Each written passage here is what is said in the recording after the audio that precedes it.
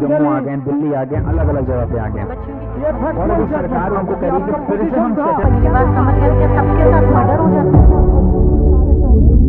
Hello everyone, I am Manasvi and welcome to the channel of Pahuncha law academy. और आज हम discuss करेंगे CLAT UG का कंप्लीट सिलेबस और हम कैसे अपनी तैयारी स्क्रैच से स्टार्ट करें। तो सबसे पहले हम ये डिस्कस करते हैं कि क्लैट के सिलेबस में क्या क्या आता है।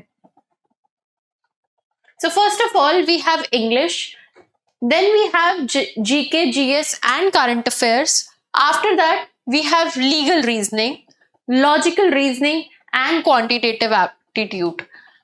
क्लैट के पेपर में मेन फोकस हमारा लीगल रीजनिंग पे रहता है, क्योंकि आफ्टर कमिंग फ्रॉम 12th ये हमारे लिए एक बहुत ही नया सब्जेक्ट होता है समझने के लिए और पढ़ने के लिए, if we see it from the point of view.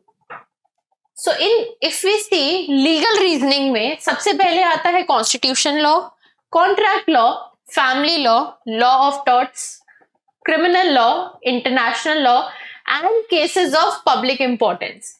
अब जब हम केसेस फ्रॉम पब्लिक इंपॉर्टेंस की बात करते हैं तो ये हमारा प्रीवियस ईयर से समझा हुआ चीज है कि प्रीवियस ईयर में जो ईयर में इंपॉर्टेंट केसेस हैपन हुए या जो भी इंसिडेंट्स हैपन हुए उनके अकॉर्डिंग क्वेश्चंस फ्रेम्ड थे और उसी के बेस पर हमारा पेपर आया।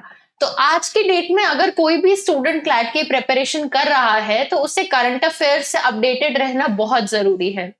हमारे लिए जनरल नॉलेज में current affairs, legal current affairs, जो case laws, judgements, important laws या एक्ट्स इंट्रोड्यूस हो रहे हैं, उन सब से अपडेटेड रहना इक्वली इंपॉर्टेंट है।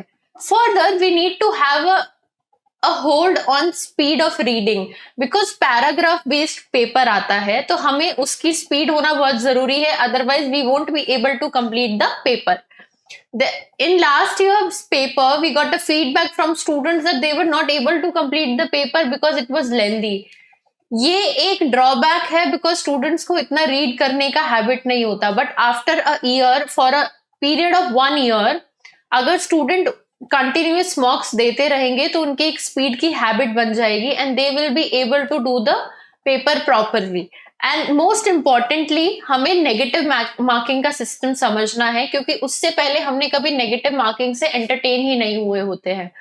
तो नेगेटिव मार्किंग का कंसेप्ट समझे, क्वेश्चन एलिमिनेशन समझे, ये देखें कि हम ऑप्शंस को एलिमिनेट कैसे कर सकते हैं एंड उसी अकॉर्डिंग अपनी प्रेपरेशन करें। Mocks are going to play a very important role in the preparation for CLAT. So stay tuned for more updates. Thank you. Subscribe for more content.